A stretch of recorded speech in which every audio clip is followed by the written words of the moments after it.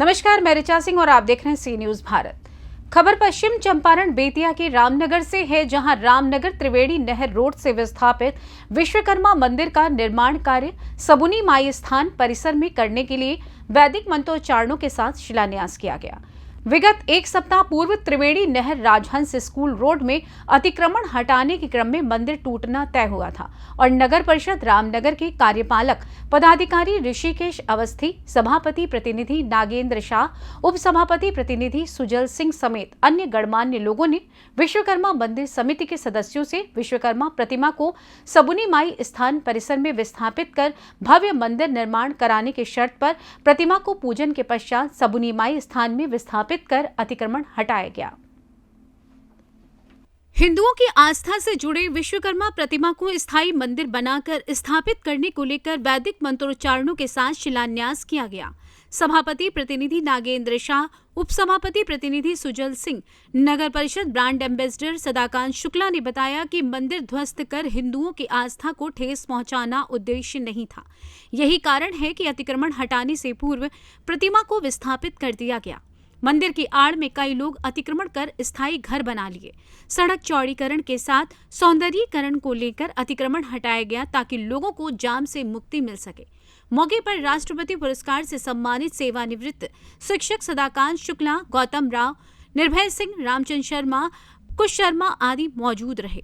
लगातार पोस्ट भी फेसबुक पर पोस्ट किया जा रहा था कि रामनगर में नगर परिषद के लोगों द्वारा, पदाधिकारियों द्वारा, चेयरमैन, उप चेयरमैन, जो लोग भी उसमें थे, मंदिर को बेरहमी से ध्वस्त कर दिए, हिंदू आस्था को ठेस पहुंचाए, जिसके लिए आपने पोस्ट डाला था। आज इन लोगों के द्वारा मंदिर का स्थापना कार्य शुरू कर दिया गया है, शिलान्यास भी हुआ है, वो भी वैदिक मंत्र के साथ। तो इस पर आप क्या कहना चाहेंगे? बहुत ही खुशी की बात है, उन लोगों के द्वारा भव्य मंदिर का निर्माण करने में अपनी भागीदारी दे रहे हैं लोग, सभापति और उपसभापति महोदय, इसके लिए वो धन्यवाद के पात्र हैं। और मंदिर जैसे कि अतिक्रमण में थी, इन लोगों के द्वारा जो बोली जा रही है, नहीं, ये तो जानकारी आपको भी होनी चाहिए नहीं, पहले से हमको इस चीज़ की जानकारी नहीं थी।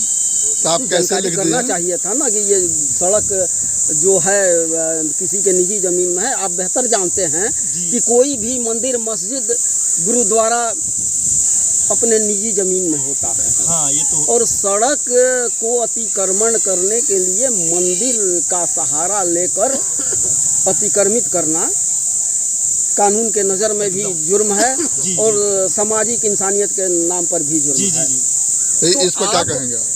किसी तरह का विवादित धार्मिक आस्था से जुड़े पोस्ट डालने से पहले कम से कम एक बार सच्चाई जानना आपकी नियति थी और आपका जानना जरूरी भी था। तो अभी बहरहाल छोड़िए जो भी हुआ, अभी आप क्या कहना चाहेंगे? ऐसे में वो जो भड़काऊ, हमने कुछ नहीं उसमें लिखा था। मैं जो भी लिखा था, जैसे कि वो लोग बाद में बताए कि कमेटी की गठन की गई, कुश शर्मा जी, जैसे कि हम लोग विश्व हिंदू परिषद से भी के लोग को भी जानकारी इस चीज़ की नहीं हुई थी।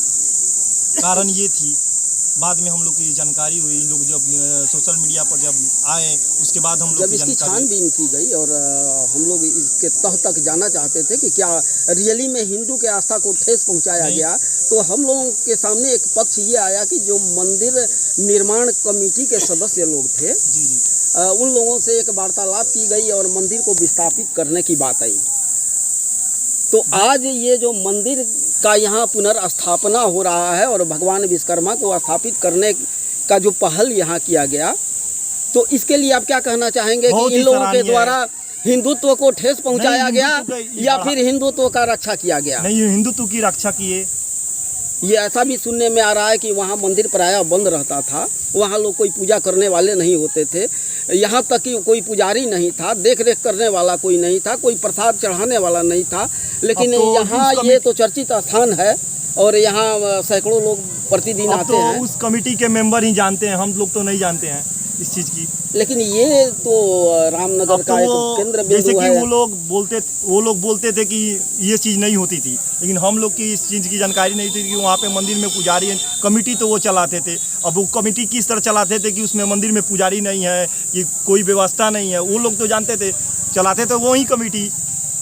लेकिन सन्नी जी किसी तरह का पोस्ट डालने से पहले न तो पत्रकारिता के हैसियत से जायज़ है और ना ही सोशल मीडिया के हिसाब से जायज़ है, तो पहले सच्चाई जानना चाहिए, उसके बाद अगर कोई पोस्ट डालते हैं ऐसे में तो ठीक है। हमने उस चीज़ को नहीं डाला। मैं जो भी डाला हूँ, सभापति और उप सभापति ना कि हम नगर परिषद, मैंने इस चीज़ को डाला कि मंदिर टूट सकती है तो अतिक्रमण क्यों नहीं, रामनगर से अतिक्रमण क्यों नहीं हट सकता है, वो बड़े मकान हो चाहे वो गरीब हो। अच्छा, जब गाइडलाइन आई हुई है एक सरकार बात की और। अतिक्रमण हटाने की, तो उसके लिए मैंने आवाज़ उठाया। मेरे पोस्ट को आप देख सकते हैं और समझ सकते हैं, आपके पास मैं भेज भी सकता हूँ।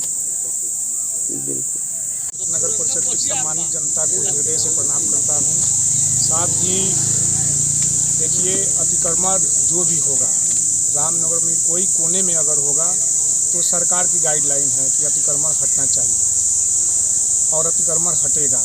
अभी तो शुरुआत हुई है, मान लीजिए अतिक्रमण के लिए गाइडलाइन आया है, मेन जो नहर रोड है, नरकटियागंज रोड है, उसमें अतिक्रमण की काम अभी चालू है।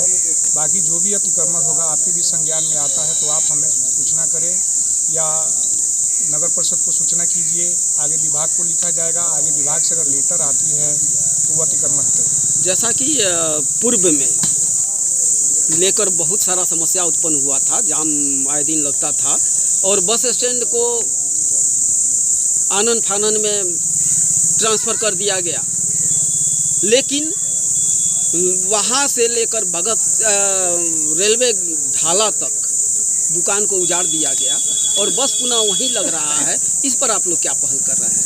सबसे पहले तो डकबंगला में बस स्टैंड का जिला पदाधिकारी के पास से आया था, मगर उसमें जो है अभी काम चालू नहीं हुआ।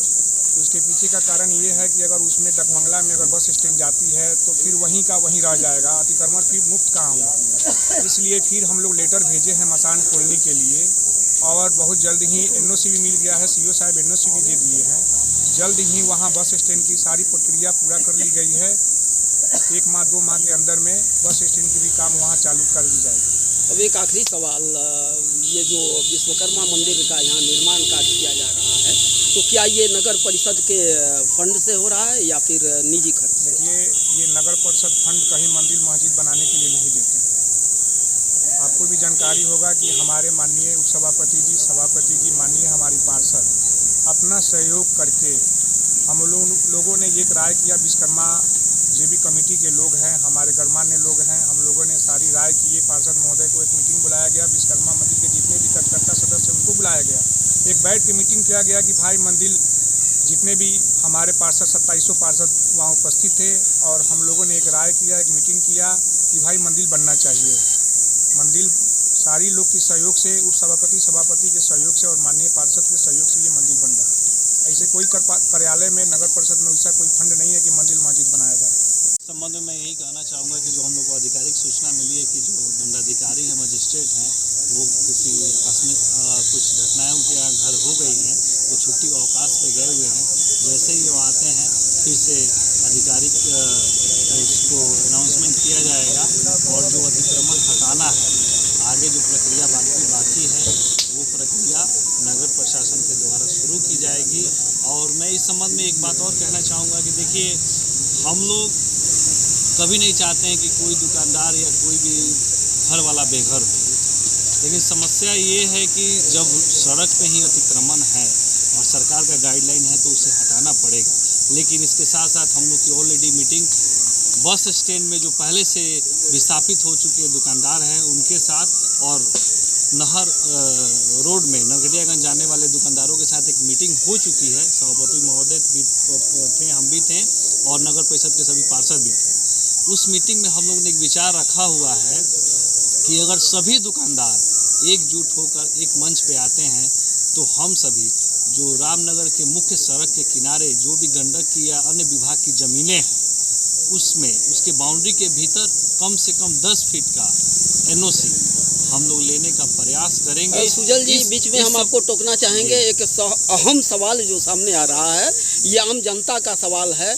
ये जनता जानना चाहती है, ये बात सामने आ रही है कि आप नगर परिषद के द्वारा या फिर पदाधिकारियों के द्वारा सिर्फ गरीबों को ही आहत पहुंचाया जा रहा है। जो सबल और मजबूत वर्ग के लोग हैं उनके अतिक्रमण पर ध्यान नहीं दिया जा रहा है। इस पर आप क्या कहना चाहेंगे? देखिए, अगर राजहंस रोड में जो भी अभी तक अतिक्रमण हटा है वो सबके लिए सामान्य व्यवस्था को देखते हुए और पूरे नापी के साथ हमारे नगर परिषद के अमीन के द्वारा नापी करके और जेई के निरीक्षण करने के बाद ही किया गया है। अगर कहीं किसी को इसमें आपत्ति है कि कोई अमीर व्यक्ति है जिसका नहीं हटा है तो वो अपना आवेदन चुपचाप नगर परिषद में दें।